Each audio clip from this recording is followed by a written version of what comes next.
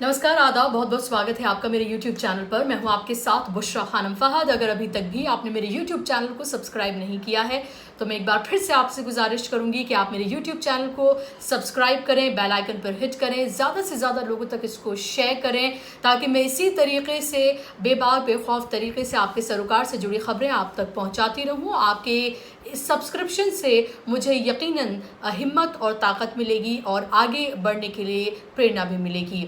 आप मुझे Twitter, Instagram पर और फेसबुक पर भी फॉलो कर सकते हैं। तो लगातार बाबा रामदेव अपने बयानों की वजह से सुर्खियों में हैं और आईएमए भी अब इस पूरे मामले को लेकर सख्त होता हुआ नजर आ रहा है। मैं आपको बता दूं कि बाबा रामदेव के तमाम बयानों को लेकर, खासतौर पर जिन्होंने एलोपैथी को लेकर किए हैं, मॉडर्न साइंस को लेकर किए हैं और भ्रामक बयानबाजी जिस तरह से उन्होंने पब्लिक प्लेटफॉर्म पर बाकायदा तौर पर की है, इसको लेकर आईएमए जो है वो बेहद सख्त नजर आ रहा है। और अभी आईएमए ने रामदेव के खिलाफ पुलिस में जो है वो शिकायत तक दर्ज कराई है और शिकायत दर्ज कराते हुए एलोपैथी पर उनके भ्रामक और गलत बयानबाजी को लेकर प्राथमिकी दर्ज करने की मांग भी की है। और इससे पहले आपको पता है कि मानहानि का केस जो है वो दर्ज किया गया है आईएमए की तरफ से और ये कहा गया है कि या तो बाबा रामदेव 15 दिनों के अंदर माफी मांगे सार्वजनिक रूप से, नहीं तो 1000 करोड़ रुपए का हर्जाना जो है वो उनको देना पड़ेगा। तो लगातार जिस तरह से बाबा रामदेव ने ये बयान दिया और मॉडर्न साइंस को एक तरह से बेकार बताया और ये कहा कि किस तरह से बेकार वो बिल्कुल साइंस है, एलोपैथी को एक तरह से उन्होंने चैलेंज किया। ना सिर्फ चैलेंज किया बल्कि ये कहा कि जितनी भी मौतें कोरोना काल में हुई हैं वो इस वजह से नहीं हुई हैं कि ऑक्सीजन की कमी रही, बेड्स की कमी रही, मेडिकल सिस्टम जो है पूरी तरह से फेल रहा, सरकार पूरी तरह से नाकाम रही, बल्कि इस वजह से हुई है कि एलोपैथी के जरिए इन कोरोना का जो इलाज किया गया उसके वजह से ही ज्यादातर लोगों की मौत हुई है। ये कहना है बाबा रामदेव का। बाबा रामदेव एलोपैथी को पूरी तरह से चैलेंज करते हुए नजर आए और बार बार वो अपने इस बयान के बाद भी उनके कई बयान जो है सामने आए हैं जिसमें सीधे तौर पर कई टीवी डिबेट्स में भी उन्होंने ये कहा है, सीधे तौर पर उन्होंने ये कहते हुए नजर आए हैं कि चैलेंज उन्होंने किया है एलोपैथी को कि जो तमाम जो बीमारियां हैं जिनका इलाज एलोपैथी में होता है क्या उसका कोई परमानेंट इलाज है। और उसके बिल्कुल इतर वो ये कहते हुए नजर आए कि आयुर्वेद में और योगा में तमाम बीमारियों का जो है वो इलाज है और वो ये कहते हुए नजर आए कि योग के जरिए तमाम बीमारियों को ठीक किया जा सकता है। एक अन्य वीडियो में वो ये भी कहते हुए नजर आए हैं, एक तरह से वो चैलेंज कर रहे हैं, मजाक कर रहे हैं और वो ये कहते हुए नजर आ रहे हैं किसी के बाप में भी दम नहीं है कि उनको गिरफ्तार कर ले। ये जो लोग जो ट्रेंड चलाते रहते हैं ये चलाते रहें, लेकिन व्यापारी बाबा रामदेव का ये कहना है कि उनको दरअसल किसी के बाप में भी हिम्मत नहीं है कि कोई उन्हें गिरफ्तार कर ले। और अब पतंजलि का ये कहना है कि जो मानहानि का केस उनके पर दर्ज किया गया है वो बेहद मजबूती के साथ सख्त तरीके से इसका जवाब देंगे।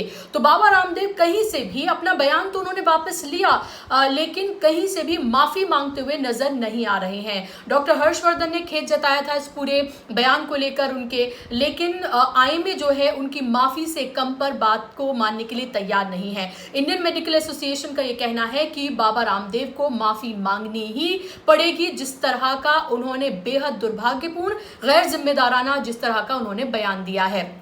अब इससे पहले मैं आगे बढ़ूं आपको और क्यों बाबा रामदेव कह रहे हैं कि किसी के बाप में हिम्मत नहीं है कि उनको गिरफ्तार कर ले, क्यों बाबा रामदेव इस तरह से अहंकारी जो है वो नजर आ रहे हैं और इस तरह से डॉक्टर्स को, एलोपैथी को, मॉडर्न साइंस को चैलेंज कर रहे हैं और कहीं ना कहीं से इससे वो अपने कारोबार को जो पहले से ही बहुत फैला हुआ है, हजारों करोड़ का है, उसको और ज्यादा फैलाने की जो है वो उनकी ख्वाहिश है। और यही वजह है कि जानबूझकर उन्होंने ये बयान दिया है, कोई की जबान नहीं फिसली है बल्कि जानबूझकर उन्होंने बयान दिया है। एक के बाद एक आप ये पहले तस्वीरें देखिए, प्रधानमंत्री के साथ, गृह मंत्री के साथ, प्रकाश जावड़ेकर के साथ, गृह मंत्री के अलावा रक्षा मंत्री के साथ, आप ये देखिए अलग अलग सरकार के जो मंत्री हैं, प्रधानमंत्री से लेकर गृह मंत्री भी, सबके साथ बाबा रामदेव की आप तस्वीरें देखिए। और इन तस्वीरों में आपको प्रधानमंत्री जो है वो हाथ जोड़ते हुए इसमें नजर आ रहे हैं, गृह मंत्री पैर उनके छूते हुए नजर आ रहे हैं, कोई गले लगता हुआ नजर आ रहा है तो कोई फूल उनको देता हुआ नजर आ रहा है।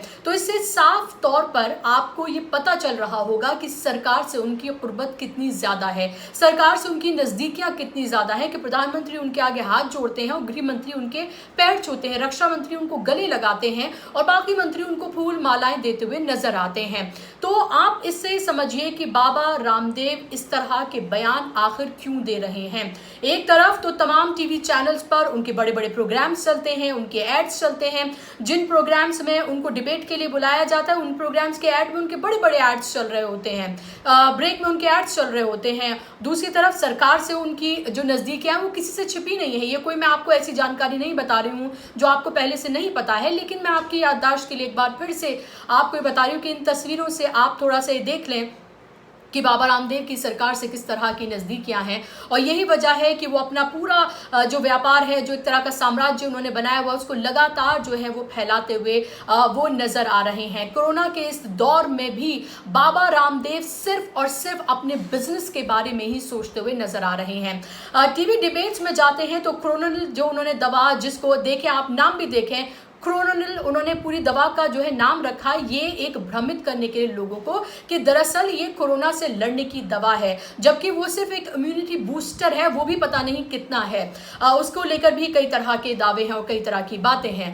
तो बाकायदा तौर पर इस तरह की दवा जो है वो लॉन्च की गई और उसको डॉक्टर हर्षवर्धन जो हैं, जो स्वास्थ्य मंत्री हैं, उन्होंने बाकायदा तौर पर इसको प्रमोट किया। वो वहां पर मौजूद थे जब इसको लॉन्च किया गया था और लोगों को भ्रमित करने की पूरी कोशिश की गई। अब बाबा रामदेव से और उनके जो करीबी हैं, जो उनके साथ में हैं, जो लोग हैं, जो सरकार में बैठे लोग हैं, उनसे पूछा जाना चाहिए कि बाबा रामदेव की बातें सुनने के बाद अगर कोई भी व्यक्ति अगर एलोपैथी इलाज नहीं कराता है और अगर उससे उसकी मौत हो जाती है तो फिर उसका जिम्मेदार कौन होगा। लाखों करोड़ों लोग न सिर्फ हिंदुस्तान में बल्कि दूसरे देशों में भी बाबा रामदेव को फॉलो करते हैं। कुछ लोग आंखें मीच कर, आंख बंद करके उनके प्रोडक्ट्स को खरीदते हैं, उनकी बातों को मानते हैं, उन पर यकीन करते हैं। और बाबा रामदेव इस तरह की भ्रामक बातें जो हैं, इस तरह की गैर जिम्मेदाराना बातें जो हैं वो करते हुए नजर आ रहे हैं, बार बार करते हुए नजर आ रहे हैं।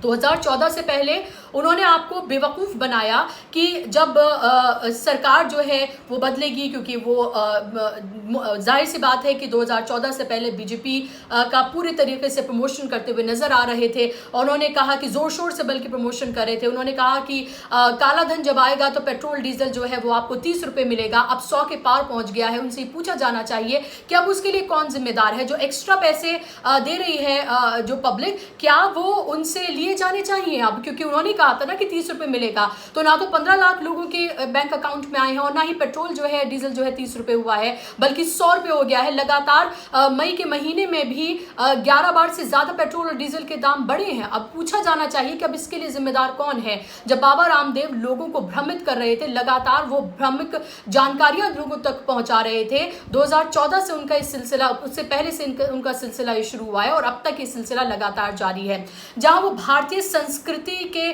दूत की तरह से वो अपने आप को पेश करते हैं। पहले वो मजाक उड़ा रहे थे जीन्स पहनने का और फटी हुई जीन्स पहनने का कि वो तो इन धोती और इस धोती में ही ठीक है, कितनी अच्छी इसमें हवा आती है और इसी में ही वो खुश हैं। और उसके बाद खुद अपनी ब्रांड जो है जीन्स की उन्होंने लॉन्च कर दी और बाकायदा तौर पर जो बड़े बड़े चैनल से उनकी एंकर्स उसको प्रमोट करती हुई नजर आई। और तब वो वहां पर कहते हुए नजर आ रहे हैं कि देखिए हमने जीन्स लॉन्च की है, फटी हुई जीन्स भी है, उसको प्रमोट करें, लेकिन उतनी ही फटी हुई है जितनी हमारी संस्कृति में इसकी इजाजत है। तो सारी संस्कृति के ठेकेदार भी, भारतीय संस्कृति के ठेकेदार भी बाबा रामदेव हैं। वो आपको बताएंगे कि इतने इंच फटी हुई है तो ये भारतीय संस्कृति के अंदर आती है और इससे ज्यादा फटी हुई है तो भारतीय संस्कृति के अंदर ही वो नहीं आती है।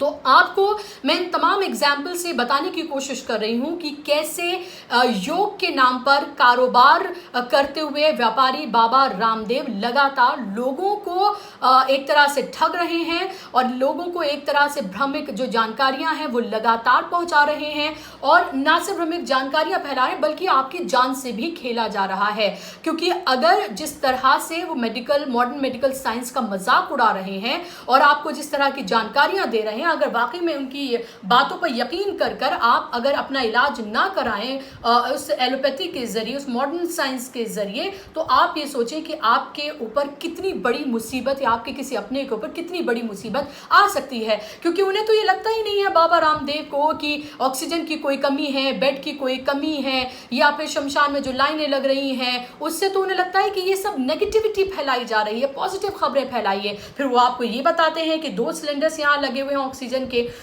आप इसको सांस भरिए और ऑक्सीजन लीजिए, ऑक्सीजन की तो कोई कमी नहीं है। लेकिन बाबा रामदेव ये बताना भूल गए कि जो हमारे ये 2 ऑक्सीजन सिलेंडर्स जो उन्होंने लगे हुए हैं, जिसकी उन्होंने जानकारी दी है और ताली बजाकर उनकी इस जानकारी का हमें स्वागत करना चाहिए, उन्होंने ये नहीं बताया कि इस ऑक्सीजन को सिलेंडर में किस तरह से भरना है। वो भी बता देते तो ज़्यादा अच्छा रहता, क्योंकि लोग जो दर दर भटक रहे हैं, अभी भी भटक रहे हैं ऑक्सीजन के लिए, और जब हाहाकार मचा हुआ था जिस वक्त, तो शायद लोग इससे कुछ फ़ायदा उठा लेते। मतलब पूछा जाना चाहिए बाबा रामदेव से कि ये जो तमाम जानकारियाँ वो सिर्फ और सिर्फ अपने प्रमोशन के लिए, अपने व्यापार के लिए, लोगों को भ्रमित करने के लिए जो फैला रहे हैं, उसके लिए आखिर जिम्मेदार क्यों है? क्यों नहीं अब तक सरकार ने बाबा रामदेव को लेकर कोई कार्रवाई की है? क्यों नहीं बाबा रामदेव से ये कहा गया कि वो अपने बयान को लेकर माफ़ी मांगे, इसको वापस लें? आप ये देखें क्यों IMA सख्त हो रहा है, क्यों इंडियन मेडिकल एसोसिएशन वो तमाम कदम उठा रहा है जो सरकार को उठाने चाहिए थे, जो कार्रवाई सरकार को करनी चाहिए थी, वो इंडियन मेडिकल एसोसिएशन क्यों करता हुआ नजर आ रहा है? ये कई सवाल हैं, इसके जवाब जानना बेहद जरूरी है। और जवाब आपको जो मैंने तस्वीरें दिखाई थी उसमें बखूबी आपको पता चल रहा होगा कि जवाब कहाँ हैं और क्यों नहीं उनको लेकर कार्रवाई हो रही है। आगे देखना है कि बाबा रामदेव किस तरह से जवाब देते हैं, क्योंकि ये लग रहा है कि ना तो IMA पीछे हटने के लिए तैयार है, उसे हटना भी नहीं चाहिए, और लग रहा है कि बाबा रामदेव भी माफ़ी मांगने के लिए तैयार नहीं है। मामला आगे बढ़ता हुआ, तूल पकड़ता हुआ नजर आ रहा है। आपको मेरा आज का कार्यक्रम कैसा लगा मुझे कमेंट बॉक्स में ज़रूर बताइएगा। आज के कार्यक्रम में बस इतना ही, मुझे दीजिए इजाज़त। आदाब, नमस्कार।